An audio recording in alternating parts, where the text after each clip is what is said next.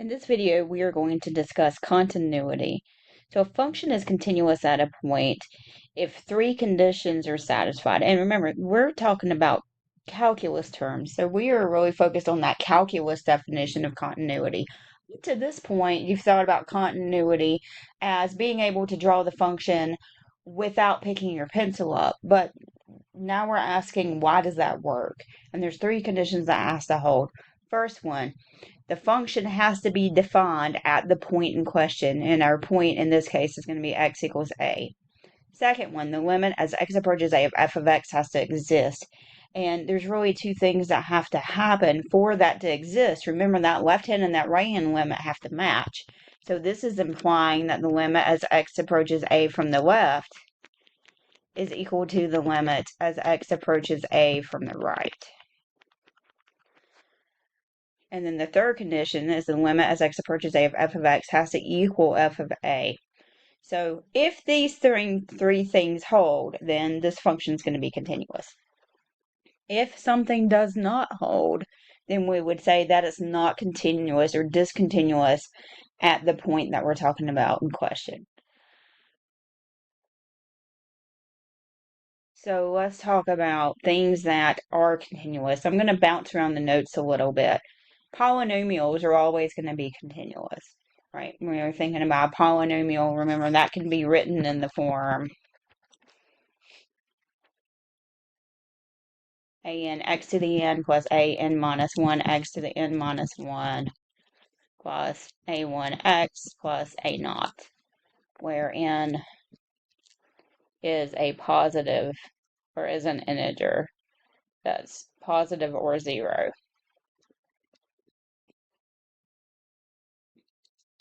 So a function like f of x equals x cubed minus 3x squared plus 2 is going to be continuous everywhere.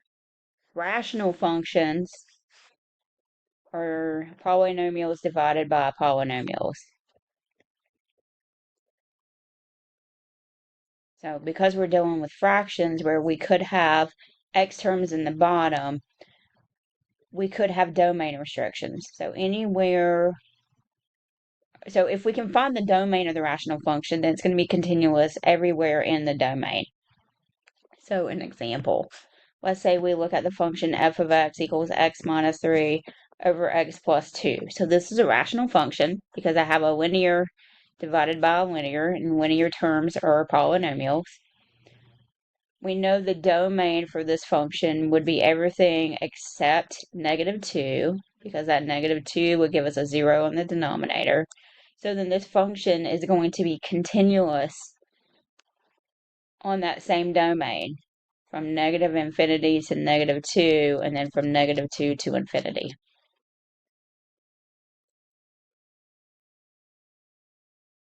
Remember, I said we're going to jump around the notes a little bit. So let's talk about trig functions. Trig functions are going to be continuous on their entire domains also. So if we look at an example like sine of x, we know that the sine function, we can take the sine function for any value x. So the domain for the sine is all real numbers, which means that it is continuous everywhere. If we look at tangent, remember tangent is really sine over cosine, and cosine is 0 at odd integer multiples of pi over 2.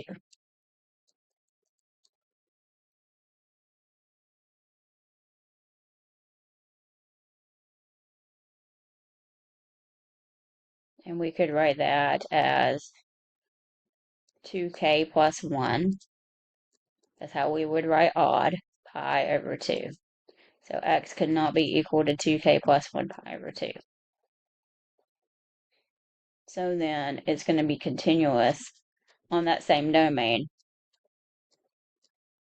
everywhere except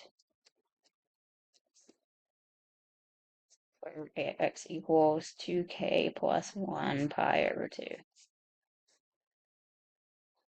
And we could even talk about logarithms and exponential functions as well.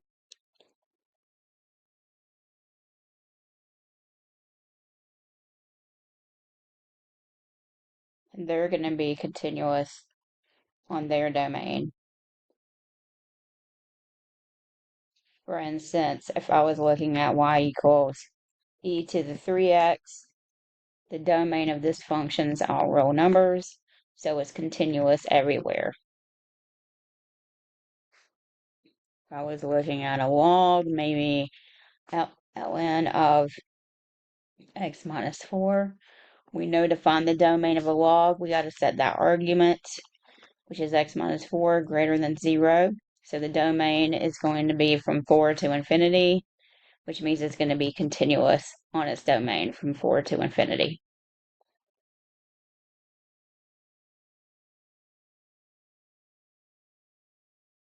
So let's look at some examples. We want to determine whether or not the function is continuous at 3. So there's 3 things we've got to check for this piecewise function. We need to find f of 3, we need to find the limit as x approaches 3, and then we need to know if these two are equal to each other. So if I plug in f of 3, I'm going to use that top piece because 3 falls on that domain. So I'm going to get negative 3 squared plus 4. So that's negative 9 plus 4, which is negative 5. I need to find the limit, which means I got to take the limit as I approach 3 from the left. And I got to take the limit as x approaches 3 from the right. So from the left, I'm going to use that top piece. And I'm going to plug 3 in. That's going to give me a negative 5. From the right, I'm coming in from this side, so I'm going to use this domain. So this is going to be 4 times 3 minus 8, 12 minus 8.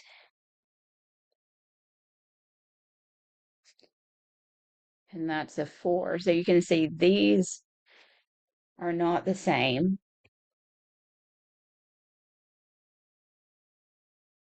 Which means our second condition fell. So we would say this is not continuous. And then I like to explain why it's not continuous. And I like to do that in test quizzes and final exams. So why is it not continuous? Because the second part of the definition fell apart on us. That limit as x approaches 3 of f of x does not exist.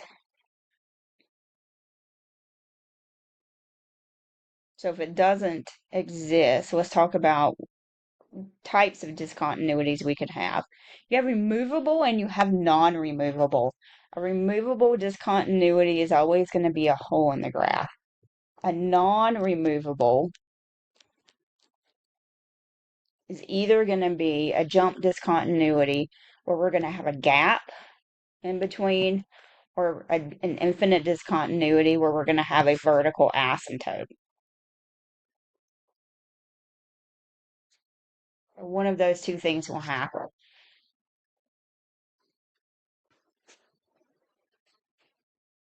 So if we go back to this example, this would be a gap. So this would be a jump discontinuity.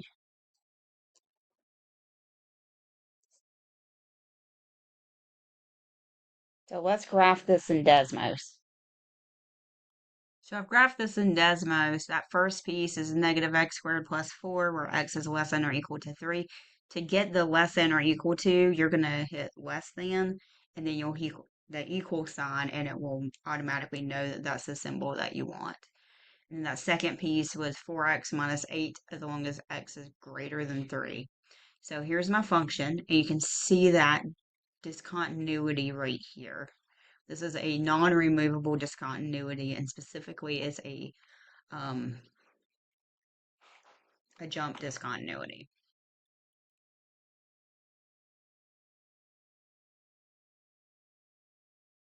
So let's look at a few more examples here.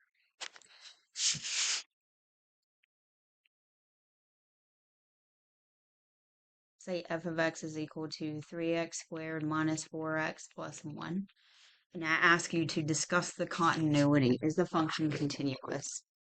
So in this case, you would say, yes, the function is continuous because it's a polynomial.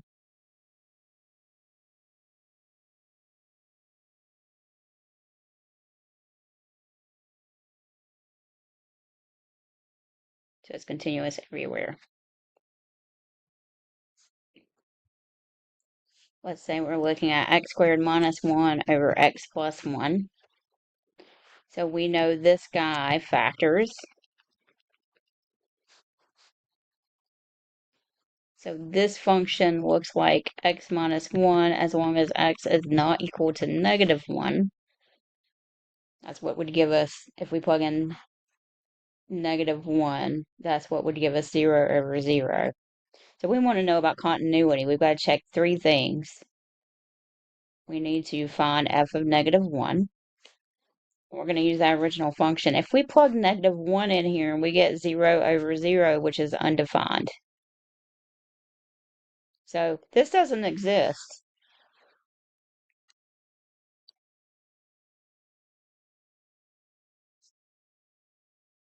There is not a place on the graph where I could plug in x equals negative 1 and get out a valid y output. I get 0 over 0, which means this function is not continuous.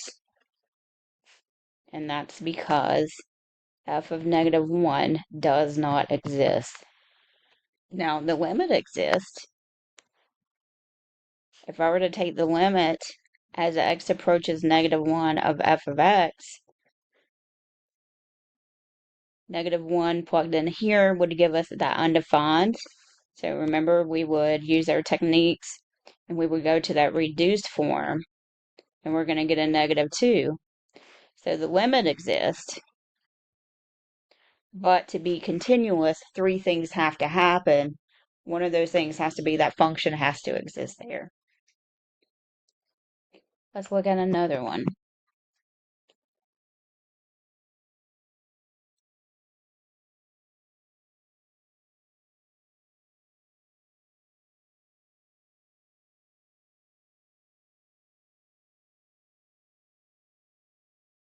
So we've got the function 4 over x minus 3. We know we have a vertical asymptote at x equals 3. That means we're going to have unbounded behavior.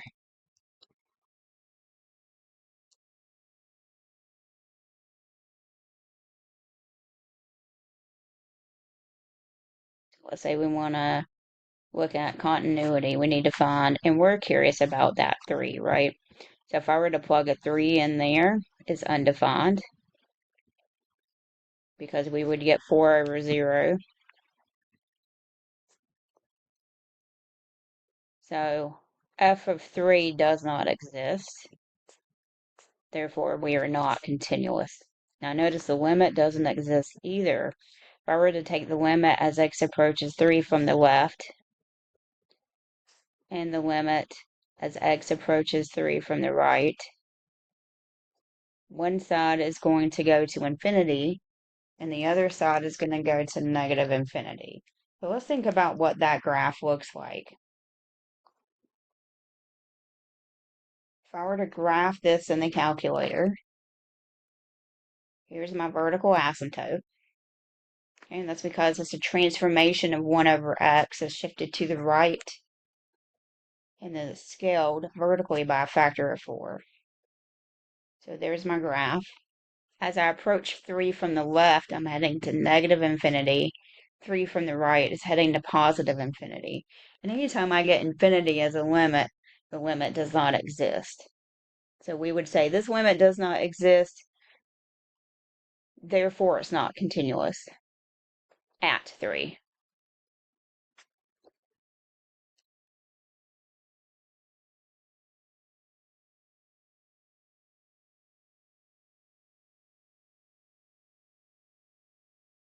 So let's look at just a couple more examples. If we look at this one, it's asking us to state where the function is continuous. It's going to be continuous on its domain. So we got to find where that denominator is equal to 0. I can factor an x out. So 0 and negative 2 are going to be discontinuities. And these are going to be the infinite discontinuities. So it's going to be continuous everywhere else, from negative infinity to negative 2, negative 2 to 0, and 0 to infinity.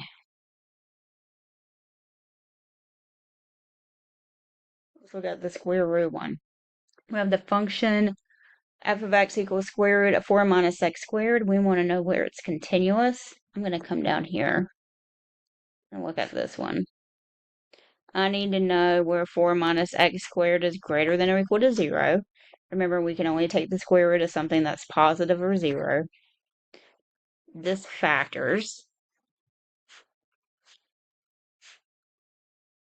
So to solve a quadratic inequality, we set it equal to 0 to find partition numbers. And we're going to get -2 and 2. And then we're going to create a quick little sign graph for f of x.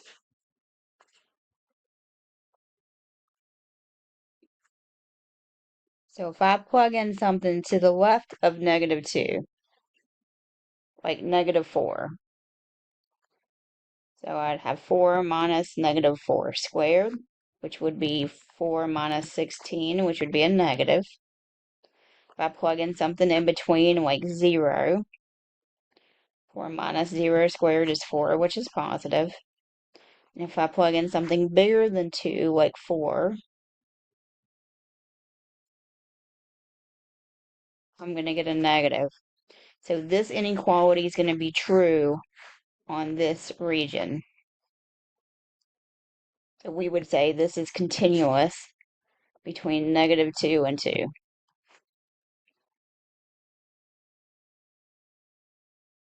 And then finally, let's look at this graph. It's asking for all the discontinuities, and it's asking you to state why I think that's a typo. Instead of doing why the formal definition does not apply, I want you to state what's wrong with the formal definition. I think that might be a typo in that problem.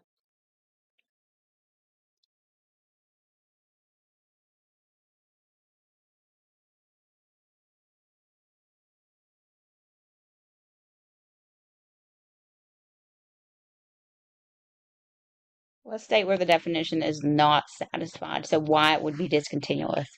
And then we'll talk about whether it's a jump removable or infinite discontinuity. So we see there's a discontinuity at -1. We're going to do all of this together. We see there's 1 at 0. And we see there's 1 at 1.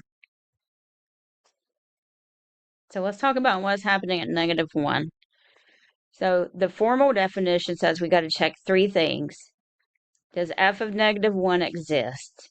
Yes, and it's going to be defined by the solid dot, which is 3. What about the limit? So the limit as x approaches -1 from the left is 3, and the limit as x approaches -1 from the right, so I'm coming in from the right, I'm getting close to -1, and you see it's a little less than 1. I don't know, let's call it 0.8. So that limit doesn't exist.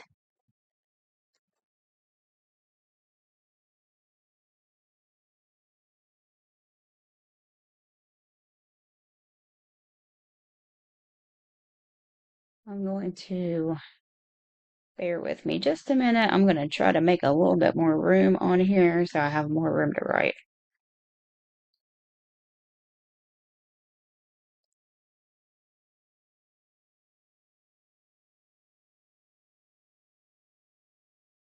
So here's our conclusion. It's not continuous at x equals -1.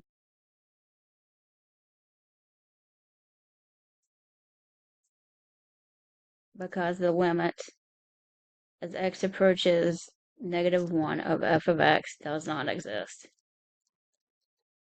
Okay, now what kind of discontinuity is it? It's non-removable, and there's a gap here. So this is a jump discontinuity. Now let's look at that next one. X equals 0. So if we look at x equals 0, notice that f of 0 is going to have an issue, right? Because I've got that open circle there. So this is not even defined on this graph. It does not exist. So we say it's not continuous.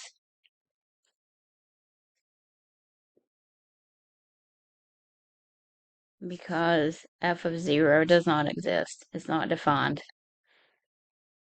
So what type of discontinuity? On the left, we're heading up to infinity. On the right, we're heading towards 3. So I would say because there's that infinite discontinuity here, that this would be an infinite discontinuity. And then x equals 1. So at x equals 1, let's look at what's going on. So does f of 1 exist? And the answer is yes. F of 1 is going to be equal to 2 as determined by that solid dot. What about the limit as x approaches 1? As I come in from the left, I get close to the y value 1. As I come in from the right, I get close to that y value of 1. So that exists. So we're good on the first two terms, but now look at that third term. The third one says that f of 1 has to equal the limit as x approaches 1. And notice that that is not happening. So we would say our conclusion is that this is not continuous at x equals 1. And that's because the limit as x approaches 1 of f of x is not equal to f of 1. So what type of discontinuity? We've got a jump there, or a gap. So this is a jump discontinuity. So just for fun, that's the end of that question. But I want to use that graph to talk about what's going on with 2.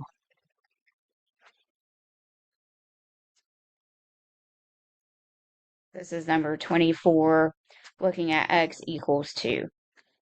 And I want to show you how that definition works for that. So we can tell that this is going to be continuous.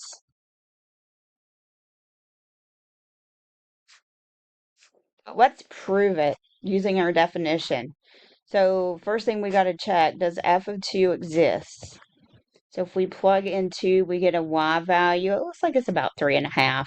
I'll call it 3.5.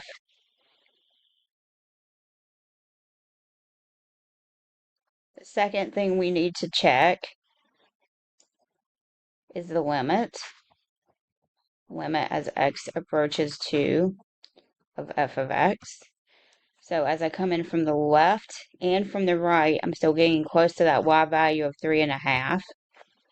So the third condition said that f of 2 has to equal the limit as x approaches 2 of f of x. And you can see these are the same. So all three conditions are met here. So what that means is that we can conclude, therefore, so that's what those three dots mean, therefore, this function is continuous at x equals 2. So we've seen how you can prove and disprove continuity by using that calculus definition.